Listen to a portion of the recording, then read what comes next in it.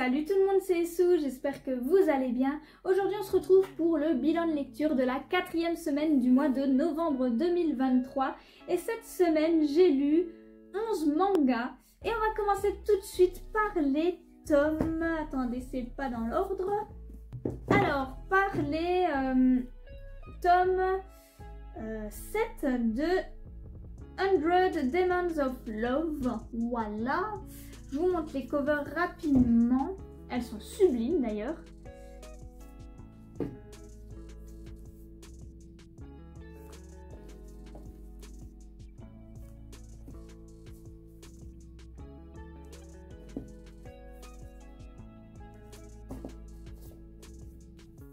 Voilà, c'est une intégrale en 7 tomes. Et du coup, je vous mets le résumé du tome juste ici. C'est édité chez Soleil le 16 juillet 2014. C'est un shoujo et comme je viens de le dire, c'est terminé en 7 tomes. C'est une petite série et franchement, c'est plutôt sympa. Voilà, on va suivre du coup une histoire de démon avec du coup notre héroïne qui a quelques petits pouvoirs aussi qui sont au départ endormis au début de l'œuvre et qui vont se réveiller petit à petit, qui sont assez puissants. Hein. Elle dégage par exemple une énorme lumière et en fait le fait d'épouser un démon, et ben ce démon pourra sûrement redevenir un ange en fait, parce que du coup les démons qu'on suit c'était autrefois des anges et voilà ils ont fait quelque chose de mal et c'est devenu des démons. D'ailleurs, les deux démons qu'on suit sont des frères et c'était les dieux du soleil et de la lune, autrefois. Mais voilà, ils ont fait quelque chose de pas bien du tout et du coup c'est devenu des démons et c'est pour ça qu'ils recherchaient notre héroïne, Coco, et qui est l'élu. Et du coup, en fait, si jamais elle se marie avec un des démons, et bah du coup, elle peut avoir le pouvoir de lui redonner ses ailes d'ange et bien d'autres choses. Enfin bref, voilà. Du coup, on va suivre ce trio parce que du coup, on suit deux frères et notre héroïne Coco. Que du coup, l'œuvre nous fait un petit peu peur en nous disant qu'en gros, elle est obligée d'en choisir un et l'autre qui n'est pas choisi, il va peut-être potentiellement mourir. Enfin, c'est assez horrible. On s'attache assez vite aux personnages et ces personnages sont super intéressants. L'histoire est plutôt divertissante. C'est un shoujo assez quand même classique, j'ai envie de dire, hein, dans ses codes. Mais voilà, je trouve que pour un shoujo qui date de 2014, il se lit vraiment bien. On ne s'ennuie pas forcément, il y a un petit peu d'action. Quelques nouveaux personnages par-ci par-là qui sont assez intrigants. Et notre héroïne, bon, elle est un peu niaise, un peu naïve, elle fait un peu gamine. Même physiquement parlant, hein, elle a l'air vraiment très jeune. Bon, après, elle est jeune, hein, mais voilà, elle a l'air encore plus jeune que ce qu'elle est vraiment. Mais au fond, elle a aussi une grande gentillesse et elle a un côté vraiment très attachant. Et on sait qu'elle fera tout pour aider ces deux démons à qui elle va du coup beaucoup s'attacher. Elle qui est du coup toute seule, ça va vraiment lui faire comme une famille et ça va lui faire du bien. Bon, par contre, à la fin, elle ne finit pas avec les deux. Hein, elle en choisit bien évidemment un. Et l'autre ne va pas mourir, hein, pas de panique. Mais c'est vrai qu'elle n'a pas choisi celui que j'aurais voulu. C'était prévisible. Je m'y attendais. Mais je suis quand même déçue. J'avais une préférence pour l'autre. Je ne sais pas pourquoi. Mais voilà. L'histoire était vraiment sympa. On a des beaux combats de temps en temps. Entre démons. Ou même anges contre démons. Hein, parce qu'on va même voir du coup Zeus. On va voir le paradis. Enfin, ça va aller super loin cette histoire. Mais c'est vrai que c'était un shoujo très sympa, qui sortait quand même un petit peu du lot dans son récit. Et on passe un agréable moment avec ce petit trio. Puis les dessins, je les trouve vraiment très très bons. Vous avez déjà pu voir avec les covers, hein, mais c'est super joli. Vous voyez, quand je dis qu'elle a l'air d'avoir vraiment limite 8 ans, des fois, voilà quoi. Mais je vous rassure, elle n'a pas 8 ans. La fin m'a un petit peu fait de la peine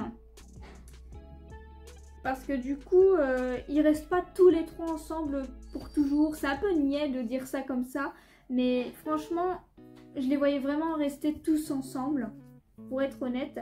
Et c'est vrai que la fin n'est pas mauvaise en soi, il y a tout le monde qui trouve une part de bonheur, tout le monde est assez satisfait. Mais c'est vrai que moi ça me rend quand même triste de ne pas les voir rester ensemble pour toujours tous les trois, même si voilà, elle en a quand même choisi un sur les deux. Ils auraient pu rester ensemble parce que là c'est clairement, il y en a deux dans un monde et un autre dans un autre. Ils sont pas tous les trois ensemble, ils se reverront potentiellement plus jamais. On n'en sait pas trop plus et c'est vrai que c'est la petite partie qui m'a fait un peu de peine parce qu'on s'attache vraiment beaucoup à ce trio qui est assez drôle, assez chaotique des fois et voir que du coup ils ne finissent pas les trois ensemble, bah, ça fait un petit peu de peine. Je parlais pas de manière amoureuse hein, mais c'est vrai que j'aurais vraiment voulu qu'ils puissent rester en contact tous les trois et ce n'est malheureusement pas le cas.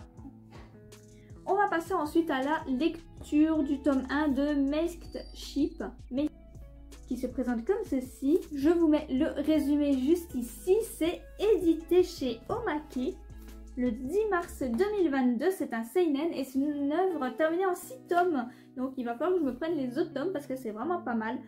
C'est un récit super intéressant je trouve, avec du coup un organisme assez secret on va dire, qui est extrêmement discret dans sa pratique, qui arrive à cloner, je dirais, une personne disparue, une personne décédée.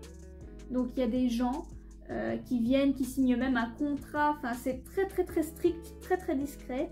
Et du coup, une fois que la personne a accepté tout ça, et la personne peut avoir une version de cette personne disparue.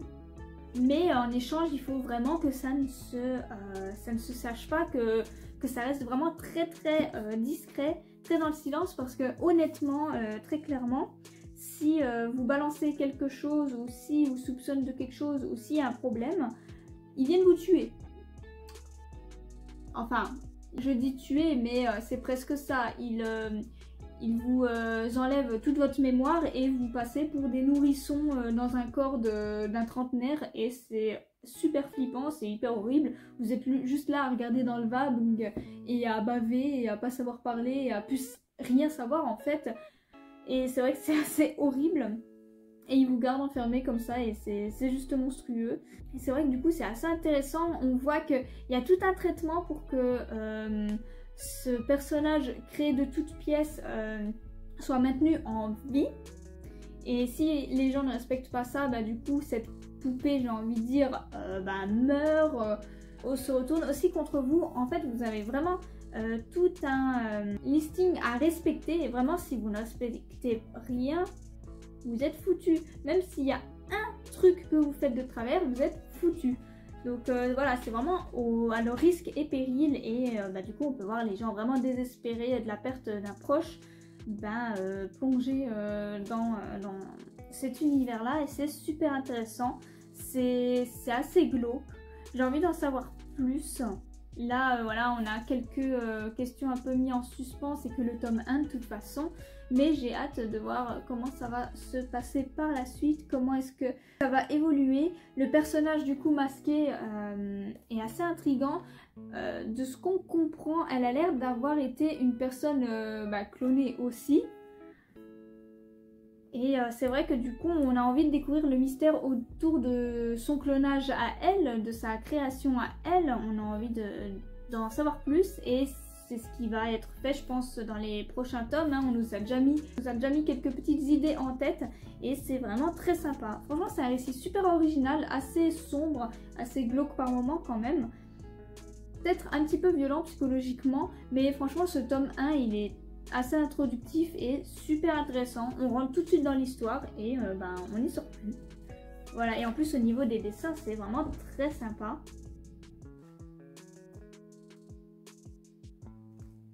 Et pour terminer ce bilan de lecture de la semaine, j'ai lu l'intégrale en 3 tomes de Night Café. Je vous mets le résumé juste ici. Je vais vous sortir aussi les tomes.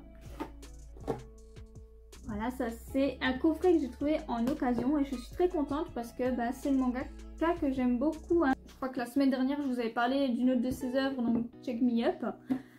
Et du coup Night Café, c'est édité du coup chez Crunchyroll. le 26 février 2014, encore une fois. C'est un josei et l'œuvre est terminée en 3 tomes seulement. C'est vraiment une toute petite série.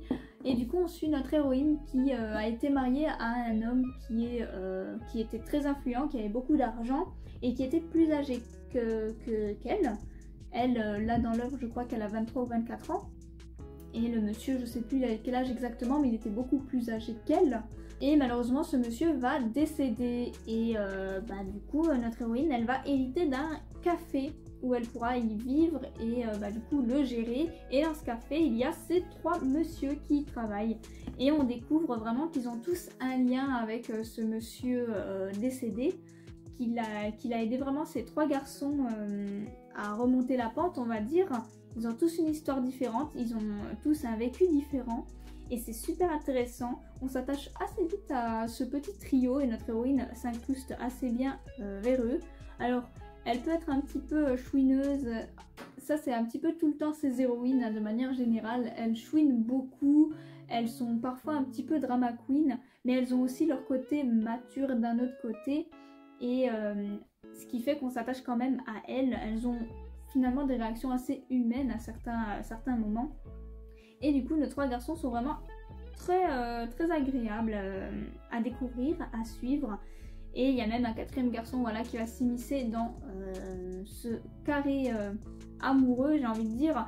Même si on voit direct avec qui elle va finir. Parce que oui, elle finit avec quelqu'un et on comprend assez vite avec qui. Même si, j'aurais peut-être pas choisi celui-ci non plus, mais bon... Voilà, de toute façon, quand il y a plusieurs possibilités amoureuses, on peut pas satisfaire tout le monde, mais c'est vrai que du coup, ça paraissait plutôt logique qu'elle finisse avec lui.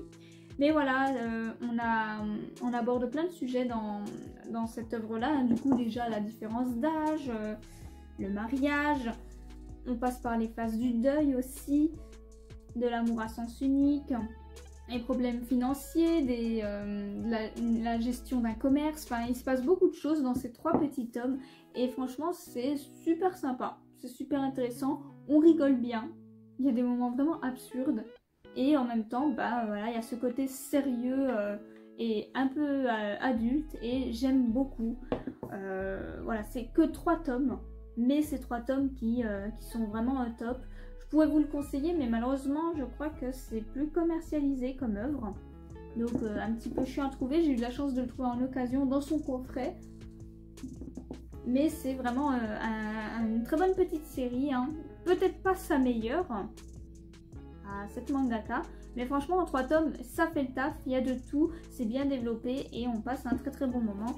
Et moi, personnellement, j'adore sa petite patte graphique.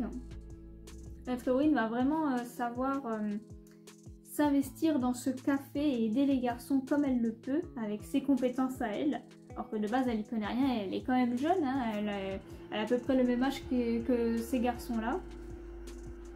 Donc c'est vrai qu'elle est quand même assez admirable, surtout qu'elle est assez seule, du coup, sans son mari. Parce que tout le monde s'est retourné contre elle. Là, donc c'est vrai que ça fait beaucoup de peine et on est très heureux de la voir évoluer.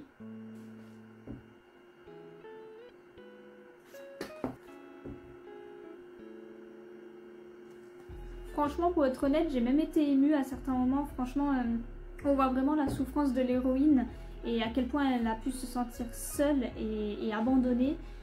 Et ça se ressent parce que du coup, des fois, elle a des réactions assez excessives, mais qui sont compréhensibles. Elle est traumatisée par certains événements et franchement, c'est juste un plaisir de la suivre et de la voir évoluer, prendre en maturité et prendre confiance en elle et apprendre à rouvrir son cœur. C'est ainsi que se termine cette vidéo bilan lecture de la semaine, j'espère qu'elle vous a plu. N'hésitez pas à me dire vos lectures de la semaine et si on a des lectures en commun ou non.